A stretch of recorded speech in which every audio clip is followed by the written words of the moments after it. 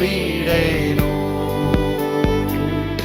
ಆ ಮಾತು ಹೇಳಿದ ನನ್ನ ತಾ ಹೇಳಿದ ನಲ್ಲವೇ. ಯೇಸು ಕೈ ಬಿಡನು ದೈನಂದಿನ ಸತ್ಯವೇದ ಅಧ್ಯಯನಕ್ಕೆ ನಿಮ್ಮೆಲ್ಲರನ್ನು ಆಹ್ವಾನಿಸುತ್ತೇನೆ. ಇಂದು ಸಹ ನಾವು ನಿತ್ಯ ಜೀವವನ್ನು ಬಿಗಿಯಾಗಿ ಹಿಡಿದುಕೋ. ನಾನು ಕೆಲವು ವಾರಗಳ ಹಿಂದೆ ಮಾಡಿದಂಥ ಪ್ರಸಂಗದ ಆ ಒಂದು ಕಂಟಿನ್ಯೂಯೇಷನ್ ಭಾಗವನ್ನು ನೀವು ನೋಡ್ಲಿಕ್ಕೆ ಹೋಗ್ತೀರಾ. ಆಶೀರ್ವಾದ ಹೊಂದ್ರಿ. ಎಷ್ಟೋ ಗಂಡು ಮಕ್ಕಳು ನಿಮ್ಮ ತಂದೆ ತಾಯಿಗಳಿಗೆ ಗೊತ್ತಿಲ್ಲ. ನಿಮ್ಮ ತಂದೆ ತಾಯಿಗಳು ಮಲಗೋವರೆಗೂ ಕಾಯ್ತಾ ಇರ್ತೀರಾ. ಆವಾಗ ನೀವು ತಗೊಳ್ತೀರಾ ಮೊಬೈಲ್ನ ಕಂಬಳಿ ಒಳಗಡೆ. ಹೌದು, ಕಂಬಳಿ ಒಳಗಡೆ ನೋಡಬಾರ್ದನ್ನು ನೋಡ್ತಾ ಇದ್ದೀರಾ.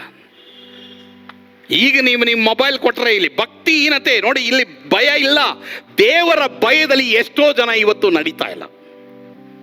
ಸರಿ, ಒಂದು ವೇಳೆ ನನಗೆ ನಿನಗೆ ಆ ಭಯ ಇಲ್ಲದೆ ಹೋದರೆ ಪ್ರಿಯರೇ, I understand your journey, but you cannot prolong.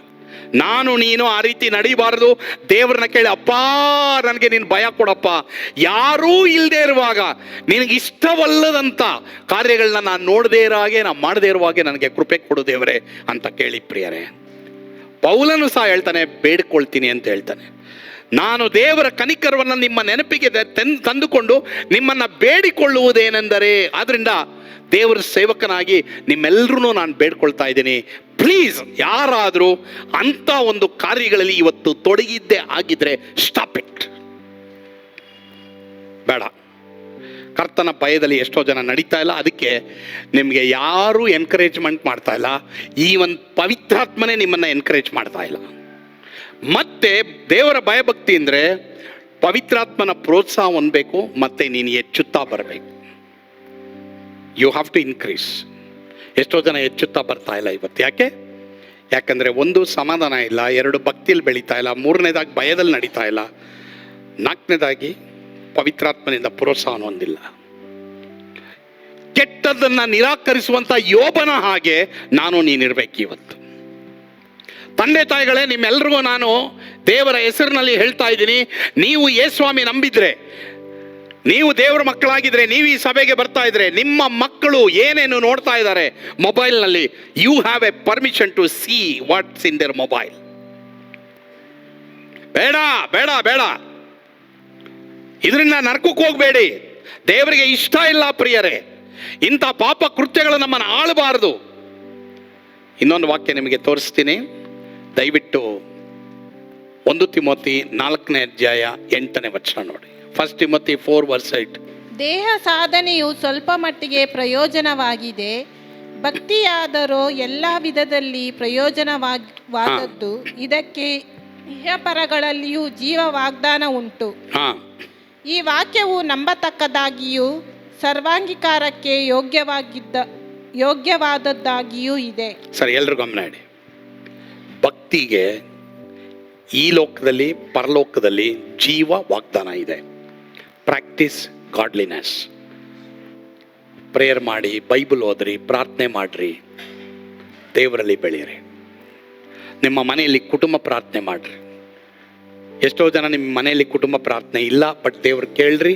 ಇನ್ಮೇಲೆ ನಿಮ್ಮ ಮನೆಯಲ್ಲಿ ಕುಟುಂಬ ಪ್ರಾರ್ಥನೆ ಮಾಡಿ. It's very very very important. ಮತ್ತೆ ನೀವು ಬೈಬಲ್ ಓದ್ಬೇಕಾದ್ರೆ, ಪ್ರಾರ್ಥನೆ ಮಾಡ್ಬೇಕಾದ್ರೆ, ಆಲಯಕ್ಕೆ ಬರಬೇಕಾದ್ರೆ ಆಫ್ ಮಾಡ್ಬಿಡಿ. ಇಲ್ಲೆಲ್ಲ ಎಷ್ಟೋ ಜನ ಈಗಲೂ ಅಷ್ಟೇ, ನಾನು ಮೆಸೇಜ್ ಮಾಡ್ತಾ ಇದ್ರೆ ಮೊಬೈಲ್ ಇಟ್ಕೊಂಡು ಇಲ್ಲ ಗೇಮ್ ಆಡ್ತಾ ಇರ್ತಾರೆ. ಅವರೆಲ್ಲ ನಾನು ಅಂದ್ಕೊಂಡಿರೋದು ಬೈಬಲ್ ಓದ್ತಾವ್ರೆ ಅಂತ. ಇಲ್ಲ, ಅಪ್ಪ ಅಮ್ಮ ಗೊತ್ತಿಲ್ಲ, ಅಡಿರಾ ಹೊಡಿರಾ ಅಡಿರಾ ಹೊಡಿರಾ ಅಂತೀಯಾ, ವಚ್ಚಿಂಡಾರ ಅಂತೀಯಾ. ಎಷ್ಟು ಜನ ಪಾಪ ತಂದೆ ತಾಯಿಗಳು ಮನೆಯಲ್ಲಿ ಈ ದಿನ ತಮ್ಮ ಮಕ್ಕಳ ಬಗ್ಗೆ ಅಳ್ತಾ ಇದ್ದಾರೆ ಗೊತ್ತಾ? Don't do that. ಅದನ್ನು ಮಾಡಬೇಡಿ. ಇಲ್ಲಿ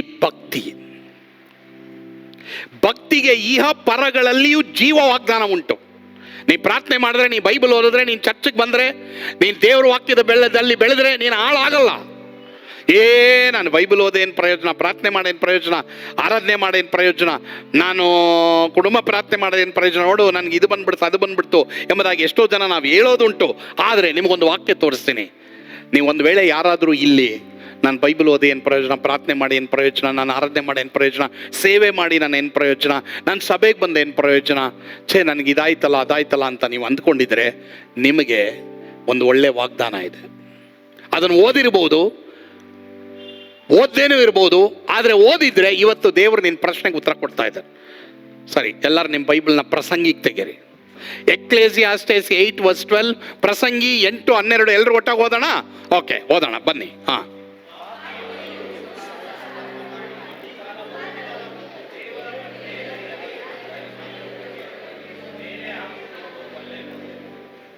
ಆದರೆ ಸರಿ, ಎಲ್ರು ಗಮನ ಇಡಿ. ನೀನು ದೇವರಿಗೆ ಹೆದರಿ ನೀ ಭಯಭಕ್ತಿ ಉಳ್ಳವನಾಗಿದ್ದರೆ ನಿನಗೆ ಮೇಲೆ ಆಗುತ್ತೆ, ನೀ ಕೆಳಗೆ ಬರಲ್ಲ. ಗಟ್ಟಿಯಾಗಿ ಹೇಳಬೇಕು ಅಲ್ಲೇಲುಯ್ಯ ಅಂತ. ಭಯನೇ ಪಡಬೇಡಯ್ಯ. ನೀನು ದೇವರಿಗೆ ಹೆದರ್ತಾ ಇದೆಯಾ, ಭಯಭಕ್ತಿ ಉಳ್ಳವನಾಗಿದೆಯಾ, ನಿನಗೆ ಮೇಲೆ ಆಗುತ್ತೆ, ನೀ ಕೆಳಗಾಗಲ್ಲ. ಈ ವಾಕ್ಯನ ಅರಿಕೆ ಮಾಡಮ್ಮ ನೀನು. ಅಮ್ಮ ಅರಿಕೆ ಮಾಡಿ ನೀನು. ಕೆಲವರೆಲ್ಲ ಬಂದು ಹೇಳ್ಬೋದು, ನೀನು ಸ್ವಾಮಿ ನಮ್ಮದೇ ಬೈಬಲ್ ಓದ್ದೆ, ಪ್ರಾರ್ಥನೆ ಮಾಡಿದೆ, ನೀ దీక్ష ಒಂದೇ, ನೀ ಸಭೆಗೆ ಬರ್ತಾ ಇದೆಯಾ, నువ్వు చూస్వా నీకేమేమి అయింది చూస్వా అని చెప్తే నువ్వు ఏం చెప్పాలో తెలిసినా? ఏం చెప్పాలా? ಮೇಲೆ ಆಗ್ತದೆ, ನನಗೆ ಕೇಡಾಗಲ್ಲ. ಕರ್ತನು ತಾನೇ ಈ ವಾಕ್ಯದ ಮೂಲಕವಾಗಿ ನಿಮ್ಮನ್ನು ಬಡಪಡಿಸಲಿ. ಮಾತ್ರವಲ್ಲದೆ ನಿಮ್ಮ ಆತ್ಮದಲ್ಲಿ ನೀವು ವೃದ್ಧಿಯಾಗಿರಿ, ನಿತ್ಯ ಜೀವವನ್ನು ಬಿಗಿಯಾಗಿ ಹಿಡಿದುಕೊಳ್ಳ್ರಿ. ಆಮೇನ್. ಪ್ರಾರ್ಥಿಸೋಣವಾ? ಪರಮ ಪ್ರೀತಿಯುಳ್ಳ ತಂದೆಯಾದ ದೇವರೇ, ಒಂದು ವೇಳೆ ಸ್ವಾಮಿ ಈ ವಾಕ್ಯಗಳನ್ನ ಕೇಳಿಸ್ಕೊಳ್ತಾರಂತ ಯಾರೇ ಇರ್ಬೋದು, ಅವರ ಜೀವಿತದಲ್ಲಿ ತಂದೆಯಾದ ದೇವರೇ, ಅವರು ಒಂದು ವೇಳೆ ಇನ್ನೂ ನಿತ್ಯ ಜೀವದ ಕಡೆಗೆ ಬರದೆ ಹೋದರೆ ನಿತ್ಯ ಜೀವಕ್ಕೆ ಬಾಧ್ಯಸ್ಥರೆಲ್ಲರನ್ನ ನೀನು ರಕ್ಷಿಸುವಂತ ದೇವರಪ್ಪ, ನಿನ್ನ ರಕ್ತದ ಬಳಿಗೆ, ಗಾಯದ ಬಳಿಗೆ ಬರುವಾಗ ಎಲ್ರಿಗೂ ಕೃಪೆ ಕೊಡು. ಯೇಸುವಿನ ಹೆಸರಿನಲ್ಲಿ ಪ್ರಾರ್ಥಿಸ್ತೇವೆ ಸ್ವಾಮಿ, ಆಮೇನ್. ಕರ್ತನು ತಾನೇ ನಿಮ್ಮೆಲ್ಲರನ್ನ ಆಶೀರ್ವಾದ ಮಾಡಲಿ. ಯೇಸು ನಿಮ್ಮನ್ನು ಕೈ ಬಿಡನು.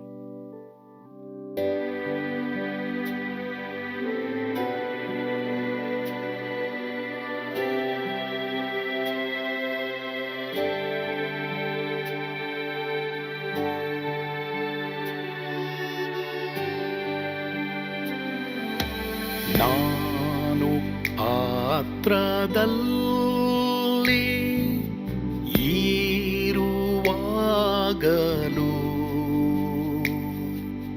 ನೀನು ಭಯಪಟ್ಟು ಓಡಬಾರದು. ನನ್ನ ಮಾತನಂಬಿ ಸ್ಥಿರವಾಗಿರು. ನಿನ್ನ ಬಿಡಲಾರೆ, ಬಿಡೆನು ಎಂದೆಂದಿಗೂ.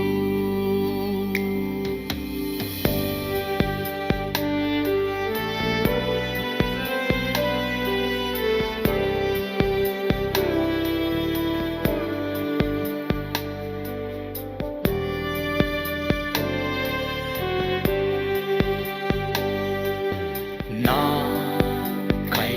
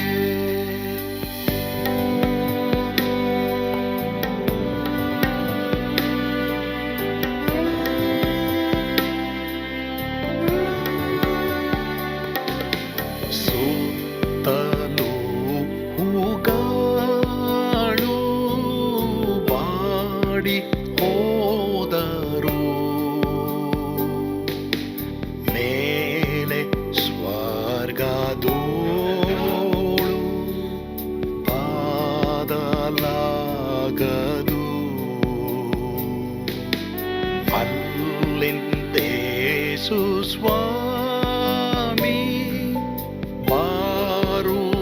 ಬಾರುವಾತನು ನನ್ನ ಬಿಡಲಾರ ನನ್ನನ್ನು ಕೈ ಬಿಡಲು ನಾ ಕೈ ಬಿಡೆನು ನಾ ಕೈ ಬಿಡೆನು ಆ ಮಾತು ಹೇಳಿದನಲ್ಲ ತಾ ಹೇಳಿದನಲ್ಲವೇ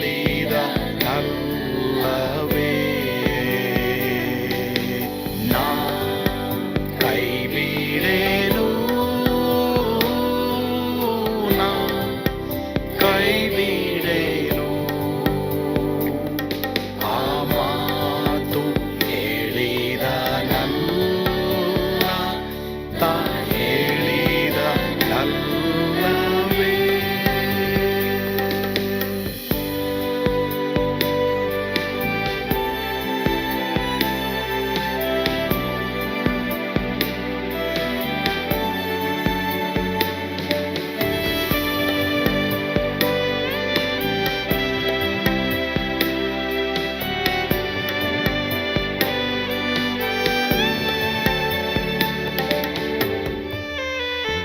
ಮುಂದೆ ಬಾವು ಕಷ್ಟ ಬಾರುತ್ತಿದ್ದರು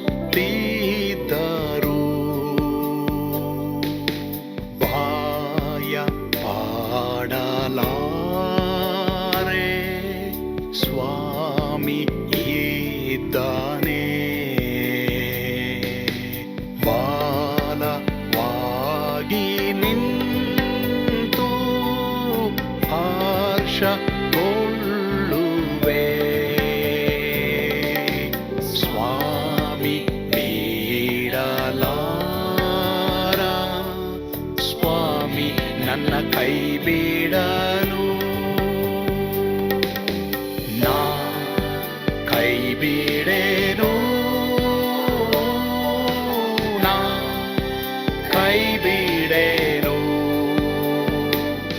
ಆ ಮಾತು ಹೇಳಿದನಲ್ಲ ತಾ ಹೇಳಿದನಲ್ಲವೇ ನಾ ಕೈ ಬಿಡೆನು ನಾ ಕೈ ಬಿಡೆನು ಆ ಮಾತು ಹೇಳಿದನಲ್ಲ ತಾ ಹೇಳಿದನಲ್ಲವೇ ತಾ ಹೇಳಿದನಲ್ಲವೇ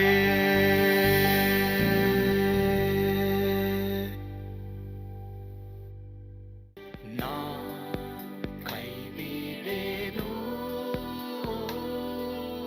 ನಾ ಕೈ ಬಿಡೆನು